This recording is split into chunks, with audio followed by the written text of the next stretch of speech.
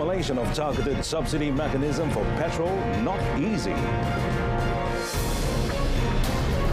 El Nino, ministry ready to conduct cloud seeding in paddy cultivation areas.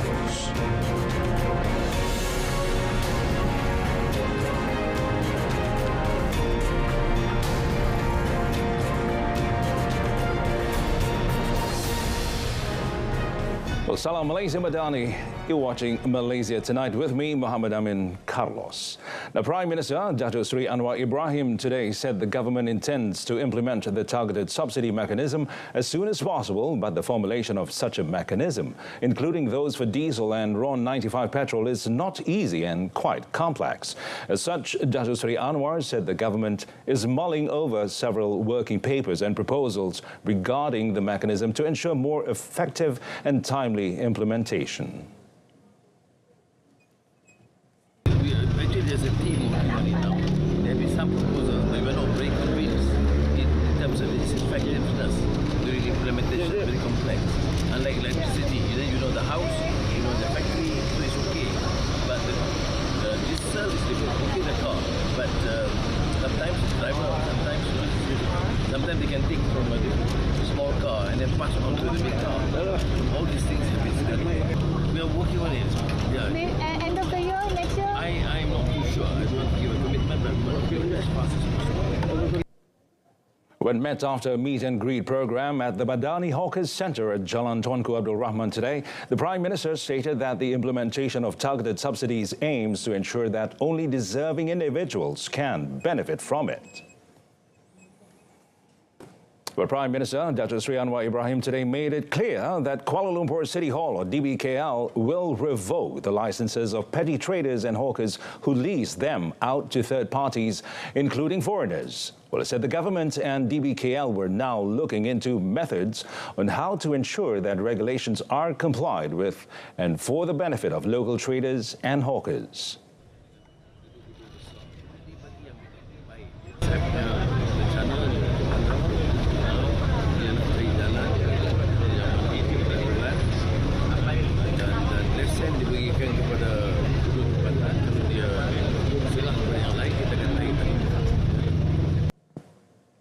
Dato Sri Anwar was met after a meet and greet session with the Prime Minister at Pusat Penjaja Madani in Jalan Tuanku Abdul Rahman. Also present was Kuala Lumpur Mayor Dato Kamarul Zaman Mat Saleh. Meanwhile, the Prime Minister also reiterated his commitment to upgrade Kuala Lumpur's facilities and image, including hawker stalls for the people's comfort. Well, poverty has been identified as one of the causes of students dropping out of school.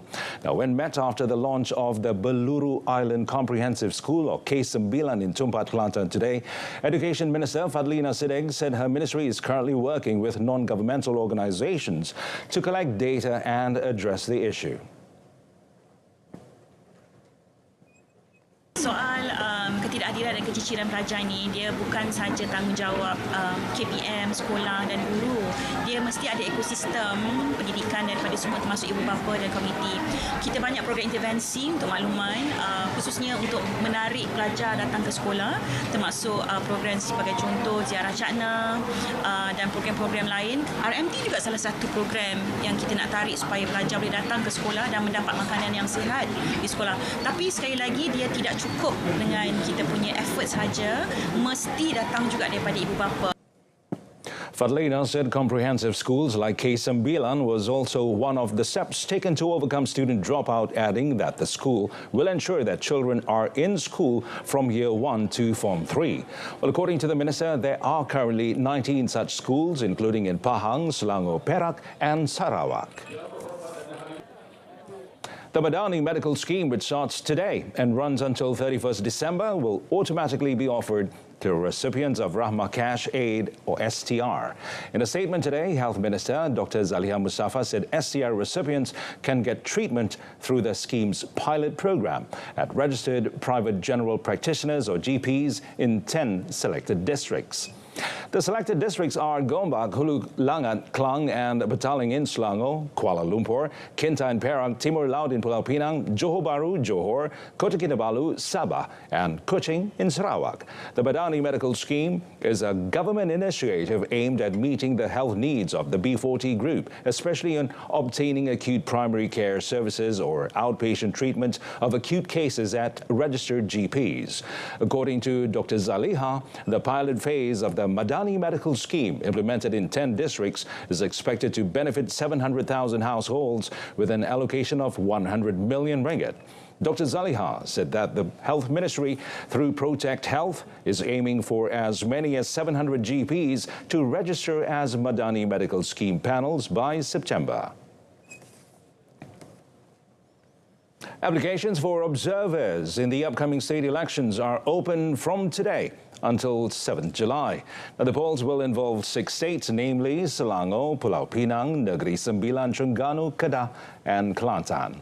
Election Commission Secretary Dato' Ikmal Rudin Ishak, in a statement today, said applications are subject to stipulated terms and conditions. Election observers are allowed to observe the election process, such as during nominations, campaigning, early voting and on polling day, as well as vote counting and tallying. Applicants can visit the EC's website for further information and to download the application form. 2 individuals, including an Iranian man, have been detained for allegedly involved in a drugs syndicate. While a total of 143 kilograms of drugs worth 3.7 million ringgit were also seized following 2 raids in Kuala Lumpur on Tuesday. The Iranian man is believed to be the mastermind, while the local man was his drug runner. The syndicate has been active since May last year. Dalam serbuan itu kita telah menemui sebanyak 4.2 kilogram syabu yang bernilai sebanyak 139,000 dijumpai di dalam sebuah kereta estima di parking lot tersebutlah. Dan tangkapan ini telah membawa kepada serbuan yang kedua di sebuah unit kondominium di Jalan Ampang, Kuala Lumpur. Ya. Dan di sinilah kita menahan seorang lelaki warga Iran, dan di dalam serbuan ini kita telah berjaya menemui syabu dan ganja. Syabu anggaran berat sebanyak 103.3 kilogram bersamaan dengan nilai sebanyak 3.4 juta, manakala ganja anggaran berat sebanyak 34.7 kilogram nilai sebanyak 107,000. The drug seized could have been supplied to 1.47 million drug users. The suspects have been remanded for 7 days until 20th June. Well, a Sergeant Major was charged in the Sessions Court today with 21 counts of graft between 2016 and 2019. Che Ani Ramli, aged 56, claimed trial to all the charges read before Judge Zul Hazmi Abdullah. Now, Che Ani, who was not represented, allegedly accepted a total of 2,530 ringgit on 21 separate occasions from vessel owner Tang Hun Heng. Well, at the time the offences were committed, Che Ani served as corporal and subsequently sergeant with the Marine Police in Batu Uban. The offences carry a maximum imprisonment of 20 years or a fine of both upon conviction. Judge Zul Hazmi set bail at 8,000 ringgit and 1 surety and the 2 additional conditions. He also fixed 1st August for mention. In an operation codenamed Optunda in February, the Malaysian Anti-Corruption Commission, the MACC, arrested 19 individuals in Pulau Pinang, Kedah, Perak and Johor to assist in investigations into graft at sea involving several government agencies. And those arrested included several civil servants on suspicion of soliciting and accepting bribes from boat owners and runners in return for protection and not taking action against fishing boats between 2015 and 2022.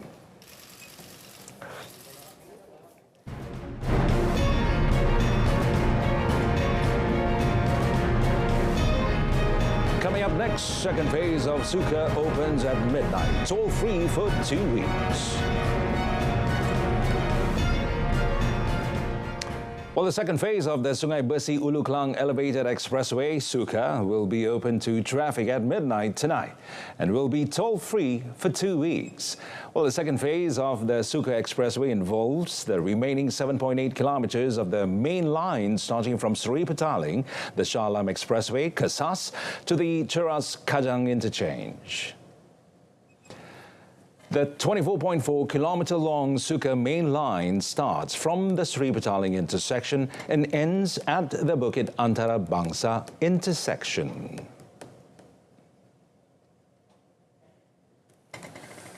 Prolita juga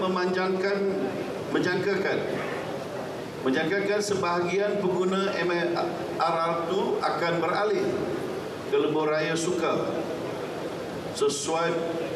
seusai pembukaan penuh jajaran utama, kerana jajaran ini dapat menjimatkan masa perjalanan dari Seri Petaling ke Hulu Klang kepada 25 minit sahaja, berbanding dengan kurang lebih 75 minit melalui laluan sedia ada. The minister said this at the launching of the second phase of the expressway at the Alam Damai Toll Plaza. The rate at the Alam Damai Toll Plaza is RM2.30. The Agriculture and Food Security Ministry, or MAFS, is ready to conduct cloud seeding operations to induce rainfall in paddy cultivation areas if the El Nino phenomenon persists. While speaking at the Dewan Rakyat, its Minister, Dato' Sri Muhammad Sabu, said the effort will be carried out in collaboration with the Malaysian Meteorological Department, the National Disaster Management Agency and the Prime Minister's Department. Kementerian menerusi agensi di bawahnya MADA, KADA dan AIDA telah mengambil inisiatif awal seperti mengagihkan PAM backwards dan PAM mudah alih berkuasa antara 7 HP hingga 30 HP membina telaga tiup, membaiki rumah PAM dan sebagainya bagi membekalkan air, memandangkan bekalan air dari segi pengairan utama pada tahap minimum. Sekiranya keperluan mendesak, Kementerian bersedia melakukan pembenihan awan. He said this in reply to a question on the measures that have been and are being planned by the government to buffer the impact of El Nino on the country's food supply, especially paddy cultivation. The minister said efforts such as increasing the number of irrigation ditches and deepening the drainage of paddy fields had also been taken to ensure adequate water supply. On a question whether MAFS intends to set up a special fund to help paddy farmers and farmers affected by El Nino, Dato' Sri Muhammad said the matter would be discussed at the ministry level. Health Minister Dr. Zaliha Mustafa today tabled the much-awaited health white paper to be debated and approved in the Dewan Rakyat. Dr. Zaliha said the document outlined the current status, gaps and constraints faced by the country's health system and proposed structural and systemic solutions that included reforms in service, delivery, financing and governance over a period of 15 years. Dengan peredaran masa serta perubahan sosioekonomi, demografi dan gaya hidup rakyat, terdapat keperluan untuk menambah baik dan memperkukuhkan sistem kesihatan negara agar khalis dengan perubahan yang berlaku. Kertas putih kesihatan dibangunkan bertujuan untuk menambah baik sistem kesihatan negara secara sistematik serta menentukan hala tuju bagi memastikan sistem ini lebih komprehensif dan responsif kepada keperluan kesihatan rakyat semasa dan masa hadapan. The Health White Paper also proposes the establishment of a monitoring body to ensure that reform measures are implemented in a continuous and transparent manner and meet their objectives. Well, according to Dr. Zalihan, the Health White Paper proposes 4 pillars and 15 strategies. The first pillar is transforming health service delivery, comprising primary, secondary and tertiary care. The second pillar is enhancing health promotion and disease prevention. The third pillar is ensuring sustainable and equitable healthcare funding. And fourthly, strengthening the fundamentals and governance of the health system. Elaborating, Dr. Zalihan said the short-term phase will commence in 2024, the medium-term phase will begin in 2029, and the long-term phase will run from 2034 to 2039. The Dewan Rakyat today was told that there is an element of political patronage in online gambling activities in the country. Now, in revealing this, Home Minister Datuk Seri Saifuddin Nasution Ismail said it was the biggest obstacle for the ministry, the Royal Malaysia Police, which is PDRM, and as well as the government as a whole in their efforts to address the issue. Untuk saya berdiri di sini mengatakan Malaysia ini aktiviti online illegal, online gambling ini bebas daripada political patronage, orang akan ketawakan kita. Ya, memang wujud elemen naungan politik ke atas players ini. Ada. Affirmatively ada. Itu yang dipertua. Dari situlah datang influence dan protection. Dari situlah datang corruption and bribery. Dari situlah wujudnya tipis political will untuk mengadakan dan membaharui tekad untuk memerangi perkara ini habis-habisan. Jadi pusingan dia adalah players dinaungi dan dia membalas dia punya political master. Political master melindungi dia supaya tindakan tak diambil. The minister was replying to a supplementary question from Sungai Buloh's MP Dato' Ramanan Ramakrishnan. Dato' Sri Saifuddin said the ministry would expedite the proposed amendments to the Common Gaming Houses Act 1953 and the Betting Act 1953. He said there was an effort to amend the acts in 2019, but the process was quite slow. Therefore, he would discuss with Prime Minister Dato' Sri Anwar Ibrahim on the matter. The National Cyber Security Committee has decided that a cyber security bill be drafted immediately to ensure all relevant aspects of legislation be finalized. Well, towards this purpose, the National Cyber Security Agency, or NACSA, which is under the National Security Council, MKN, will assume the main responsibility of mobilizing efforts across various government entities. Now, in a statement today, Prime Minister Dato' Sri Anwar Ibrahim said the bill will provide NACSA clear legal authority to regulate and enforce laws related to cybersecurity and improve the effectiveness of its functions. This is in line with the aims outlined in MKN Directive Number 26 of the National Cybersecurity Management and Malaysia Cybersecurity Strategy. He said entities in the cyber ecosystem will continue to maintain powers that enable them to perform their respective functions. The Premier stressed that there will be no compromise on national security, including in the digital domain and cyber ecosystem. Perusahaan otomobil kedua sendirian berhad Peru 2 has launched the affordable Peru 2 Axia E manual transmission model today, primarily targeting motorcycle riders, driving schools and the lower income group.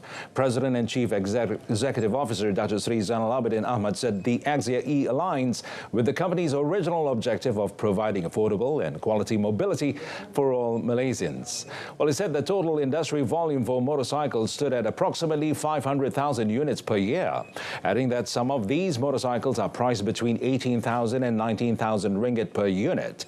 Peru 2 aims to sell a total of 1,500 units of the Axia E manual transmission monthly.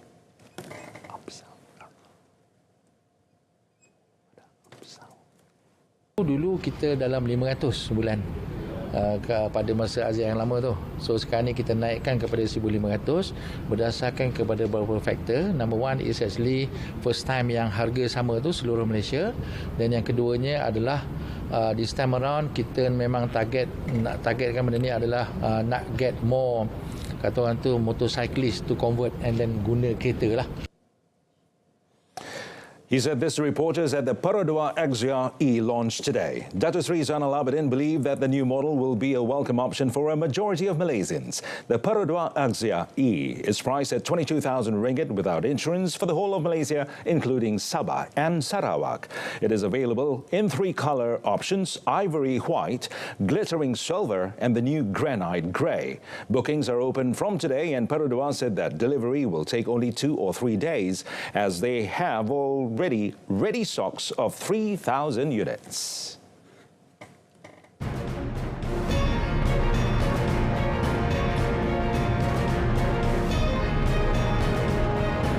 Well, still ahead, Greece scores shipwreck site.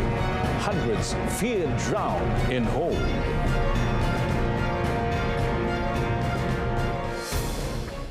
Well, rescuers scoured seas of Greece on Thursday following a shipwreck that killed at least 79 migrants. The hopes of finding survivors dwindled and fears grew that hundreds more might have drowned trapped inside the overloaded vessel's hold. Now, reports suggested between 400 and 750 people had packed the fishing boat that capsized and sank early on Wednesday morning in deep waters about 80 kilometers from the southern coastal town of Pylos. Greek authorities said 104 survivors had been brought ashore.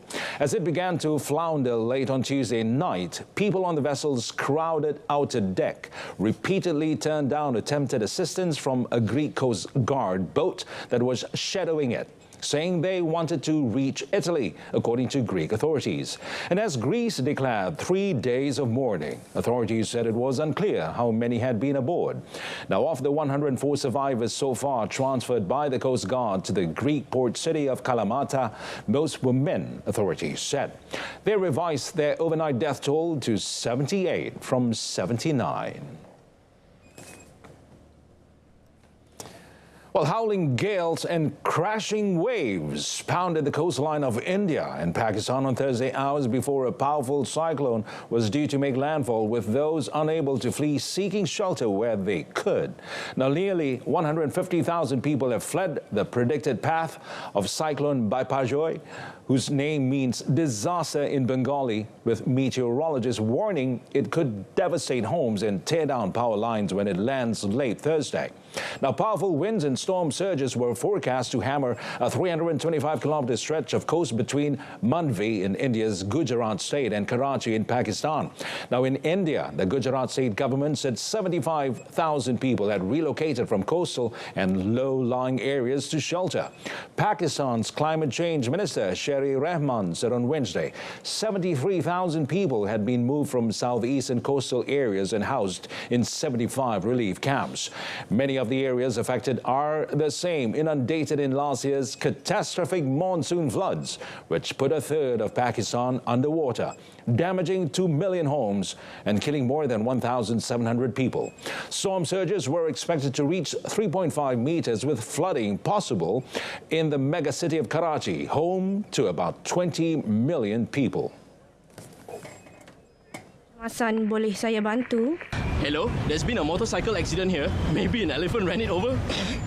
Sir, there is fire accident at the address number 5 Jalan Tembika Shah Alam.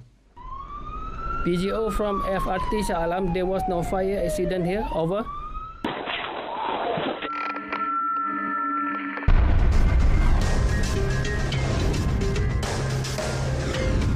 MERS 999. Use it wisely.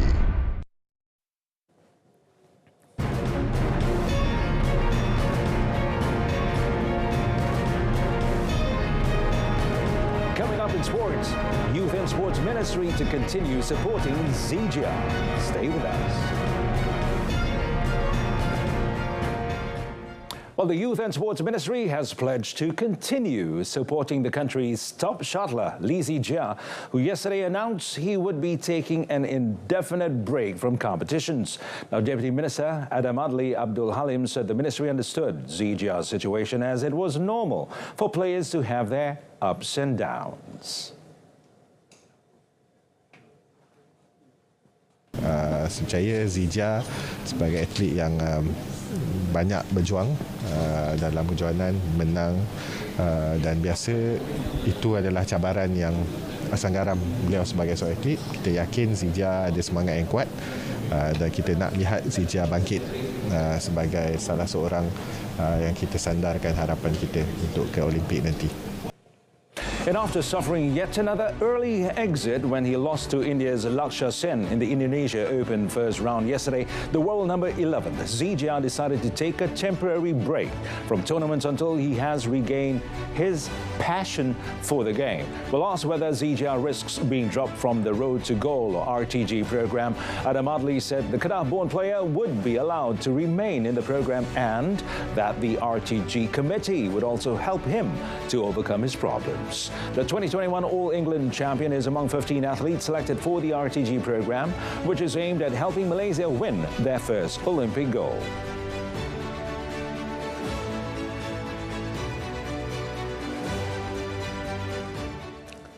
Malaysia's 4-1 victory over a higher-ranked team, Solomon Islands, in a Tier 1 international friendly match last night was not good enough for the national team head coach Kim Pan-gon. Now, the South Korean coach was also frustrated when the Harimau Malaya squad failed to record a big win in front of about 12,000 fans who flooded the Sultan Mizan Zainal Abidin Stadium in Kuala Nerus. In a post-match press conference, Pan-gon said the team's failure to take advantage of every goal-scoring opportunity throughout the match did not mean that his players were not clinical enough. We deserve to win, but I think like scoring I think must be more than 4. I think this part I think we should improve. I think we also, when we have chance, I think we should put the ball in. That habit also important. But I'm happy that we maintain win at home. Well, Pan-gon admitted that one of the positive aspects shown by his team was the determination to keep creating opportunities despite facing opponents' negative football approach. Wednesday night's win marks Malaysia's 3rd consecutive victory in international friendlies after having beaten Turkmenistan 1-0 and Hong Kong 2-0 in March this year. Malaysia will take on Papua New Guinea also in a Tier 1 international friendly match next Tuesday, while Solomon Islands scheduled to play Singapore away this Sunday.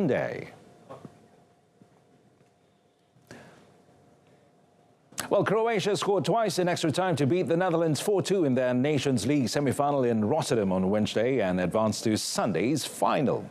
Now, substitute Bruno Petkovic curled home a stunning shot from the edge of the penalty area 8 minutes into extra time to put them on their way, and Luka Modric made sure of Croatia's triumph with a late penalty, their 2nd of the game. Now, the Dutch hosting the four-nation tournament had forced extra time with a last-gasp equaliser to ensure it finished 2-2 after 90 minutes, despite being largely outplayed in front of their home fans at the Feyenoord Stadium. The Nations League represents one of the last chances for Croatia's elder statesmen, including Real Madrid midfielder Modric, to taste international triumph. Spain and Italy face off in Inchere on Thursday in the other semi-final. Well, over in tennis, second-seeded Jannik Sinner defeated Alexander Bublik of Kazakhstan 6-4, 6-2 on Wednesday to advance to the quarterfinals at the Libema Open in the Netherlands. The Italian was the only seeded player to move out of the round of 16 on Wednesday, and he did so in just 85 minutes. Now, Sinner, number 9 in the world, won 84% of the points on his first serve compared to 64% for his opponent, did not drop a game on serve and won 5 games in a row to eliminate Bublik. Now, the 21-year-old is relatively inexperienced on grass, on which he holds a 5-all record, but Sinner again demonstrated how effective his ferocious ground strokes can be on the surface with a classy performance against Bublik. The Italian coped well with the creativity of Bublik, who did not mind throwing in an underarm serve or a drop shot to keep the 2022 Wimbledon quarterfinalists on his toes during their second-round match. Well, Sinner's quarterfinal opponent will be Emil Ruusuvuori.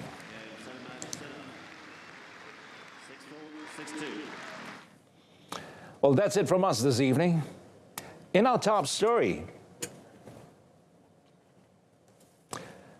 formulation of targeted subsidy mechanism for petrol, not easy. Well, join us for updates at noon at 12:30 tomorrow. I'm Muhammad Amin Carlos. Malaysia Madani, Dekat Perpaduan, Penuhi Harapan. Thanks for watching.